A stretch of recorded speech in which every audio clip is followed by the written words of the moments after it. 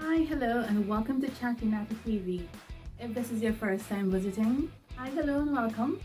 And if this is your second or third time or fourth time, thanks for coming back and seeing me. Now, today is West Indian Wednesday.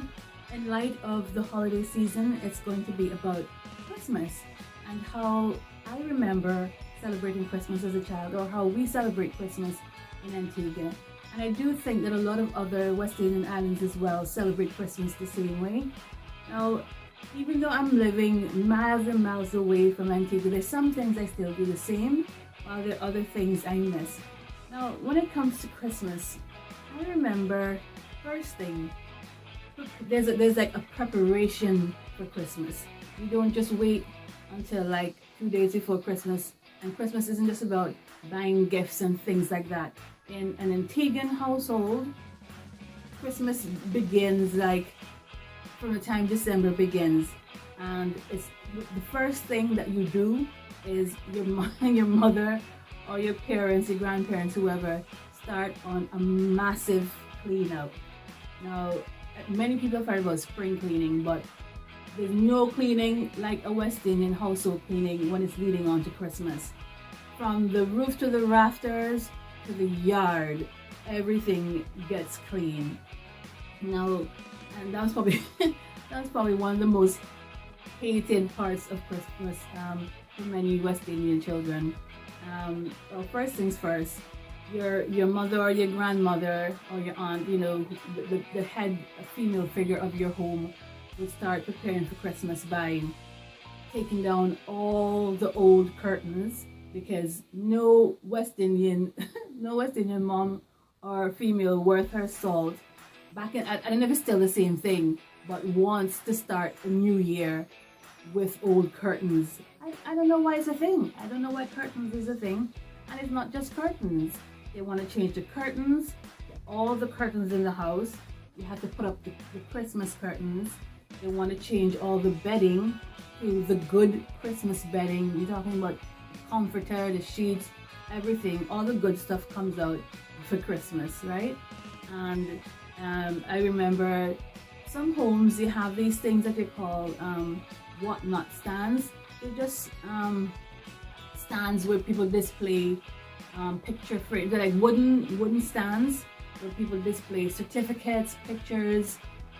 There's a lot of people who collect curios, like knickknacks, like ornaments, figurines, things like that, and they just have them displayed on these massive stands. Back in the day, your TV would probably be on one of these stands, and then you have shelves of just stuff on these stands. And one of the chores as a child was to take down all of these ornaments and picture frames and whatever off of these stands and dust them all, shine them up, dust and polish the wooden stand till it was gleaming, and don't let your mother find a speck of dust behind the TV. Make sure you dust behind the TV as well, because she's coming to check, right?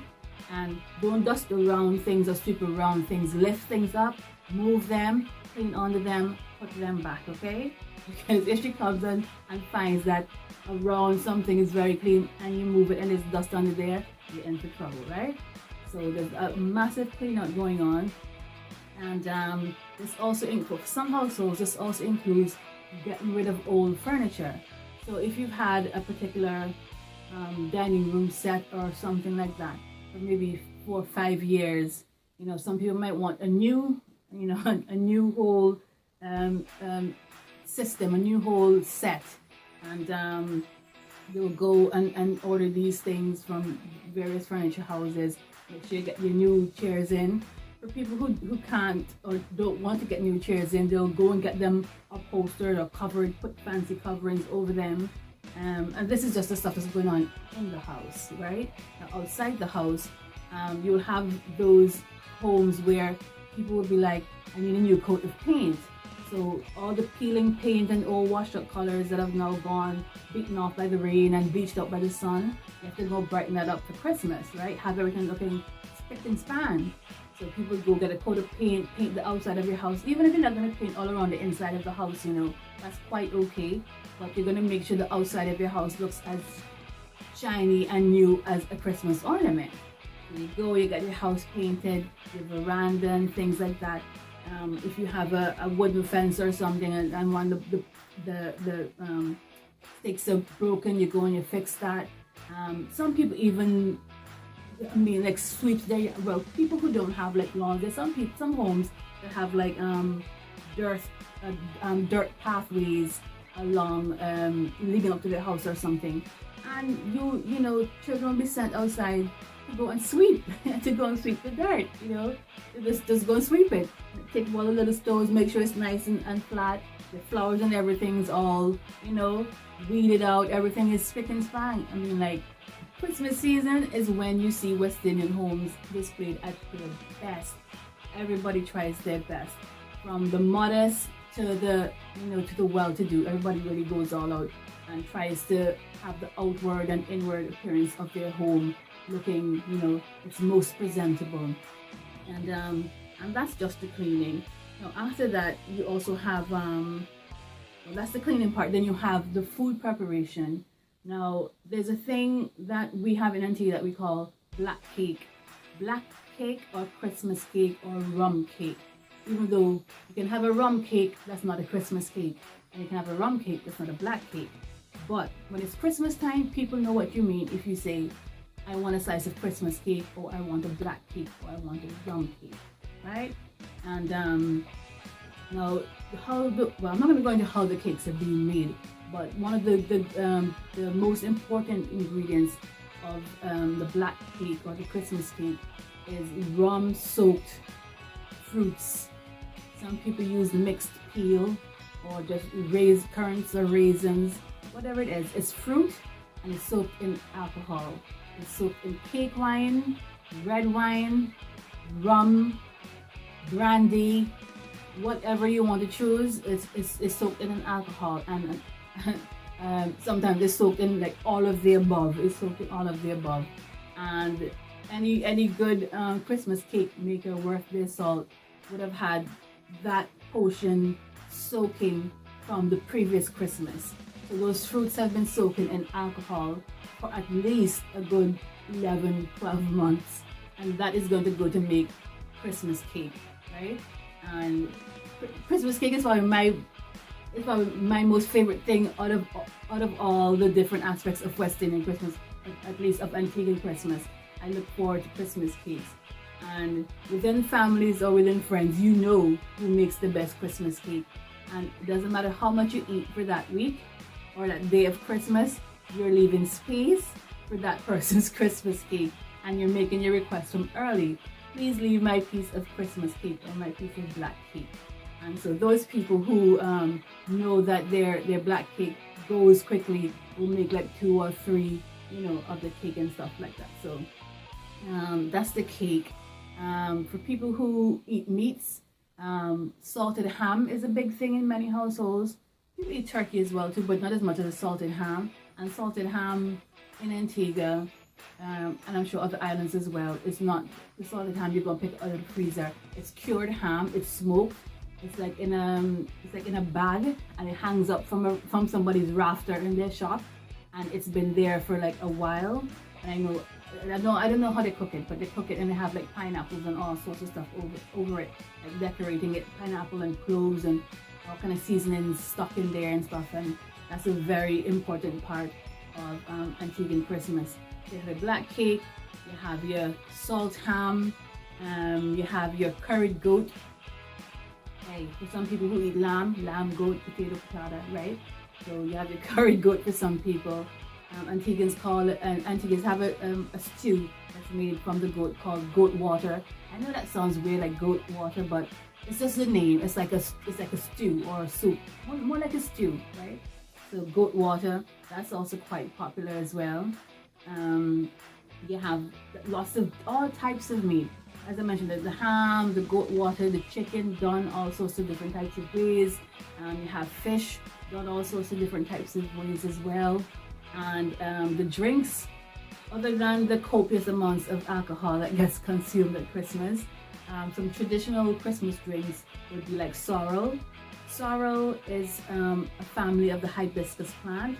It grows on like a bush or a hedge, It's a little red flour, and you boil it, and you drain it, and you add, some people add different spices to it. Some people add a little bit of ginger to it, or some people just let it ferment, and some people add alcohol, but whether it has alcohol or it's just plain sorrel, sweetened to taste and stuff like that. Sorrel is delicious. And you have ginger beer. For anyone who has a West Indian / Caribbean friend, you might have tried ginger beer at some point in time. And ginger beer, it's called ginger beer, but it's not alcoholic. It's made by just getting stem ginger and grating it, and extracting the juice and having it sit for a while until it gets like really, really strong. And then you sweeten it. It's delicious. There's carrot juice. Just thinking about all of the delicious things, that we have at Christmas time in Antigua is really making me miss home. But yeah, so most of Christmas traditions and life in Antigua at Christmas time revolves around just the whole excitement of just preparing for actual Christmas Day. From getting your house ready, getting all sorts of new things in, getting your Christmas cake ready and sorted out, getting all the stuff to make the local, traditional drinks. People who go and get their goats butchered or whatever to make their goat water. People go get their lobster, their fish, and mostly one of the things about Christmas time as well in Antigua is on Christmas Eve you go into town. The town shuts off at midnight, and a lot of people do their shopping, but there's like lots of music and stuff in the town. It's just very festive. Everyone's selling, everybody's in a good mood, and the weather is nice, and you're outdoors and you're just having a good old time. And at Christmas Day and leading up to Christmas, they start playing Caribbean Christmas music as well. People do listen to the traditional Christmas carols and things like that, but there are a lot of Christmas calypsos sung, not just by Antiguans but by Trinidadians and other calypsonians throughout the West Indies, and we play like traditional Christmas music as well. So you're getting all your Christmas songs, your parang from Trinidad, your local Christmas songs. You have your traditions such as people going around begging and singing these songs, like Christmas is coming, the goose is getting fat, please put a penny in the old man's hat, if not a penny, a half penny will do, if not a half penny, God bless you. I'm actually surprised that I remember that. I did this, but yeah, things like that. So I have really fond memories of Christmas, growing up as a child, and I do hope that a lot of these things are still happening. I know a lot of things are still happening, such as the food and preparing the home and things like that. But I hope that a lot of the other traditional things are still happening as well in the way that West Indians celebrate Christmas. I know lots of people all over the world get either a cold Christmas or a white Christmas, a snowy Christmas. But if you've ever experienced Christmas in the Caribbean, then you know how special it is. And if you haven't, then I would recommend it. The Caribbean is open for business. That we had a very bad sidebar. That we had a very bad season with hurricanes, and it destroying a lot of islands as well. So for those who are going to travel this Christmas, or who would like to make plans to travel next Christmas, I would encourage you to have a tropical Christmas and visit not only Antigua but visit a Caribbean island, and make a little contribution to their economy. But not just that, just the warmth and hospitality of the people will definitely do you well and do your spirit and your soul well. Once you go, and you'll understand why people keep going back there. But yes, Christmas is a very special time, and being that I've lived away from home for a few years now, there's some things I can't do, but some things I do carry on. I've made Christmas cake before, the black cake. I didn't have the right rum, but I used what I had and it was still good. I don't eat meat, so some of those things I don't do. But like the ginger beer and the sorrel and the playing of traditional West Indian calypsos, Christmas songs, I still do, and things like that. So I enjoy. But yeah, I hope that gave you an insight into what Christmas is like in the West Indies, and I hope that I've maybe encouraged you to visit sometime in the future and enjoy it. If you're watching me, let me know, how do you celebrate Christmas where in your country or in your hometown or in your family? What sort of traditions do you have? How do you make Christmas special? But that's all for me for today, guys. Thanks very much for tuning in. Please follow me on my social media. You can find me on Facebook at Chatty Natty, also on Twitter at Chatty Natty, and on Instagram at Chatty Natty as well. And please check out my WordPress blog, chattynatty.wordpress.com. Thanks so much for tuning in. See you next time. And the next time you see one of my vlogs, it'll be a nice surprise for you. Alright? Take care, guys. Have a very Merry Christmas. If this is the last video you see from me before Christmas, so I don't think so, but just in case it is, have a very Merry Christmas. Have fun. Be safe. Take care of each other. And remember the true spirit of Christmas. And have a lovely new year when it comes along. But season's greeting, guys, and happy holidays, alright? Take care now. Bye.